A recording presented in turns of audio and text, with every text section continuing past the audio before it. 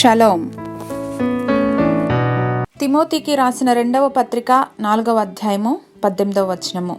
2 Timothy chapter 4 verse 18. ప్రభువు ప్రతి దుష్కార్యము నుండి నన్ను తప్పించి తన పరలోక రాజ్యమునకు చేరునట్లు నన్ను రక్షించును. యుగ యుగములు ఆయనకు మహిమ కలుగును గాక. ఆమేన్. The Lord will rescue me from every evil attack and will bring me safely to his heavenly kingdom. To him be glory forever and ever.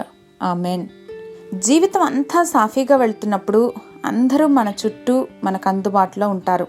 కానీ సుడిగుండంలో చిక్కుకున్నప్పుడు కానరారెవ్వరూ మనల్ని దరిచేర్చటానికి కనీసం మాట సాయమైనా కరువయ్యే సందర్భాలెన్నో. But our loving heavenly father is reminding us that I am with you when you are alone అని.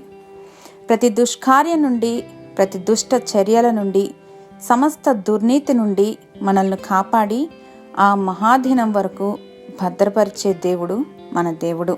హల్లెలూయా. చాలామంది మన బాధను చూసి పంచుకోవాలని ఉన్నా కూడా ఎలా స్పందించాలో తెలియక ఆగిపోతుంటారు. కాబట్టి ఇక్కడే ఇతరుల యొక్క నిజస్థితి మనకు తెలుస్తుంది. The true meaning for the relationship అనేది స్పష్టంగా అర్థమవుతుంది. అప్పుడు మనల్ని బట్టి ఎవరు అత్యంత ఆసక్తిని ఎల్లప్పుడూ కనపరుస్తారో ఆ పరమ తండ్రి వైపు కన్నులెత్తి వేడుకోవటం మొదలు పెడతాం. కాబట్టి అన్నీ మన మంచికేనని ఎరిగి ప్రతి సమయమందు దేవుణ్ణి స్తుతిద్దాం.